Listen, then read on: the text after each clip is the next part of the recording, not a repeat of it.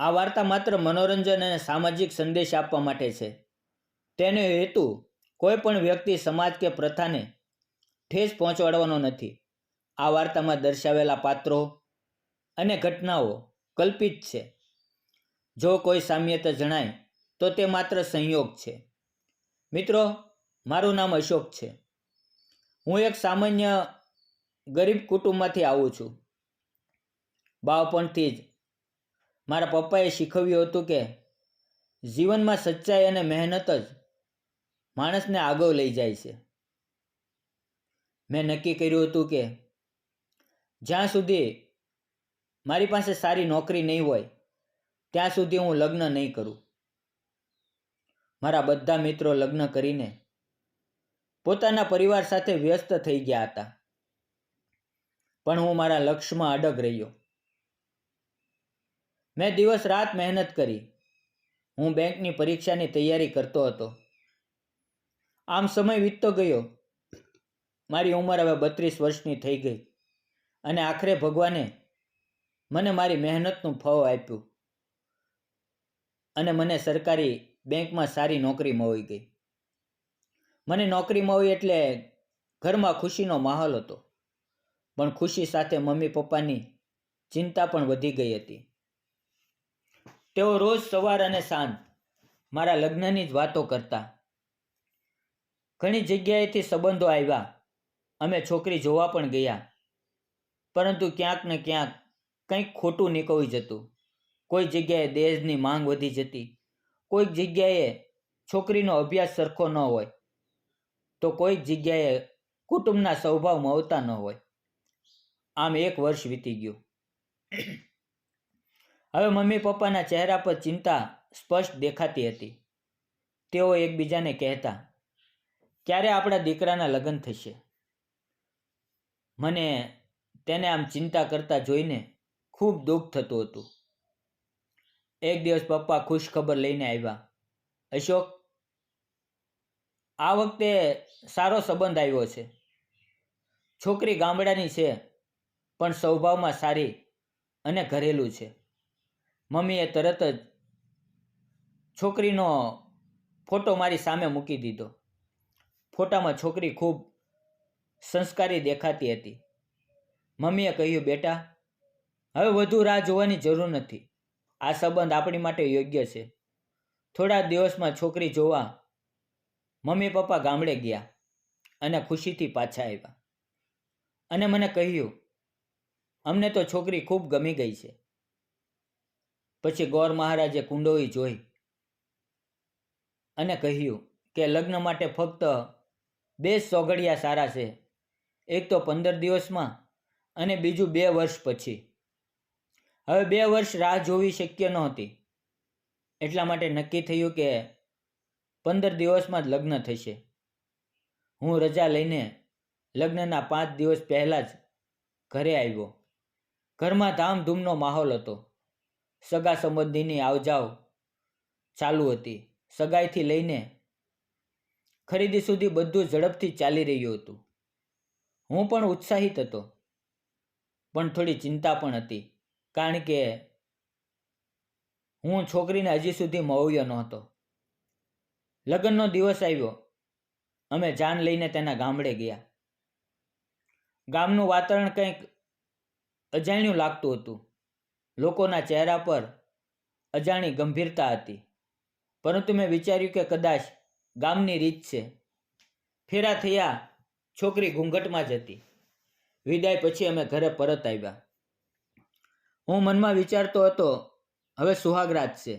આજે તો હું મારી પત્નીનો ચહેરો જોઈ શકીશ. પરંતુ તે પહેલાં જ મમ્મી પપ્પાએ મને એક જૂની પરંપરાની વાત કરી. અમારા કુટુંબમાં એક રિવાજ છે કે લગ્ન પછીના 15 દિવસ સુધી દુલ્હાએ દુલ્હનનો ચહેરો જોવો નહીં. તે શુભ માનવામાં આવે છે. હું આશ્ચર્યમાં પડી ગયો. મને આ વાત તમે પહેલાં શા માટે ન કરી? પપ્પાએ કહ્યું, આ વાત પહેલાં કહેવી અશુભ ગણાય છે, એટલે હવે જણાવી. મારા મનમાં શંકા હતી, પણ મમ્મી પપ્પાના આગ્રહને કારણે મેં આ સ્વીકારી લીધું. પપ્પાએ એક કાળું કપડું આપ્યું અને કહ્યું, આંખ પર બાંધીને જ રૂમમાં જજે. હું આંખ પર કપડું બાંધીને રૂમમાં ગયો. પત્ની પહેલાથી બેઠેલી હતી. તેણે મને જોયો અને પૂછ્યું, તો મેં તેને બધું સમજાવ્યું. પછી અમે આખી રાત વાતો કરતા રહ્યા. તેના અવાજમાં એટલી મીઠાશ હતી કે હું ધીમે ધીમે પ્રેમમાં પડી રહ્યો હતો. દિવસો વીતી રહ્યા હતા. હું ક્યારેક તેને છુપાઈને જોવાનો વિચાર કરતો, પરંતુ પ્રેમ એટલો સાચો હતો કે મેં પરંપરાનું પાલન કર્યું. હવે મને 15 દિવસ પૂરા થવાની આતુરતાથી રાહ હતી. અંતે 15મો દિવસ આવ્યો. મેં મમ્મી પપ્પાને કહ્યું, હવે તો હું મારી પત્નીનો ચહેરો જોઈ શકું છું ને? તેઓ કંઈ બોલ્યા નહીં. ફક્ત તેની આંખોમાં ગભરાહટ દેખાતી હતી. હું રાત્રે રૂમમાં ગયો. પત્ની આજે પણ ઘૂંઘટમાં હતી. મેં કહ્યું, હવે ઘૂંઘટ ખોલ, હવે તો તારો ચહેરો બતાવ. તે બોલી, પહેલાં એક પ્રશ્નનો જવાબ આપો. તમે મને કેટલો પ્રેમ કરો છો? મેં હસીને કહ્યું, આ 15 દિવસમાં તને ખબર ન પડી? તે બોલી, જો હું એવી હોઉં જે તમે વિચાર્યું પણ ન હોય, તો પણ તમે એટલો જ પ્રેમ કરશો? હું ચોંકી ગયો, પણ કહ્યું, તું મારી પત્ની છે, હું તને પ્રેમ કરું છું. મેં ધીમે ધીમે તેનો ઘૂંઘટ ઊંચક્યો અને હું સ્તબ્ધ રહી ગયો. એ યુવતી નહોતી જેના ફોટા મને બતાવવામાં આવ્યા હતા. મેં તરત મમ્મી પપ્પાને બોલાવ્યા. તેમને આખું સત્ય કહ્યું. બેટા, જેને તારા માટે પસંદ કરી હતી એ આની મોટી બહેન લગ્નના 2 દિવસ પહેલાં જ ઘરેથી ચાલી ગઈ. તે તારી સાથે લગ્ન કરવા તૈયાર નહોતી. અમે તેના પિતાને સમજાવ્યા, દબાણ પણ કર્યું અને તારા નાની દીકરી સાથે લગ્ન કરાવ્યા. અમે તેને પહેલાં નહોતું કહ્યું કારણ કે તું ઇનકાર કરત. આ 15 દિવસનું બહાનું એટલા માટે કર્યું કે તું તેને સ્વીકારી લે. મને ગુસ્સો આવ્યો. આ તમે મારા માટે નહીં, તમારા માટે કર્યું. મારી મંજૂરી વગર તમે બીજાની જિંદગી નક્કી કરી દીધી. હું બીજે દિવસે કામ પર ચાલ્યો ગયો, પરંતુ આખો દિવસ મનમાં વિચારતો રહ્યો કે આમાં આ છોકરીની શું ભૂલ? તેણે પણ મજબૂરીમાં લગ્ન કરવા પડ્યા. 2 દિવસ પછી મેં નિર્ણય કર્યો કે હું તેને ખુશ રાખીશ. ઘરે આવી તેમને પ્રેમથી પૂછ્યું, તું મને પ્રેમ કરા છો? તેની આંખોમાં આંસુ આવી ગયા. તે બોલી, હું મને ભાગ્યશાળી માનું છું કે તમારા જેવા પતિ મળ્યા. આ સાંભળીને મારું હૃદય પીગળી ગયું. હવે મને લાગ્યું કે કદાચ ભગવાને આ રીતે અમને મેળવ્યા છે.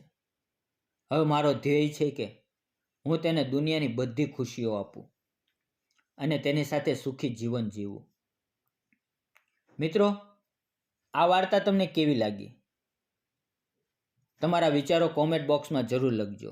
જો તમને આવી ભાવનાત્મક વાર્તાઓ ગમે છે તો આ વિડીયો લાઈક અને શેર કરવાનું ભૂલશો નહીં.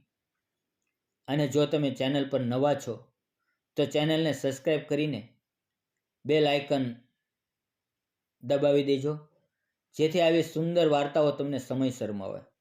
ફરી મળશું મિત્રો આવતીકાલે. ત્યાં સુધી આવજો. વિડીયો પૂરો જોવા બદલ આપ સૌ મિત્રોનો ધન્યવાદ મિત્રો.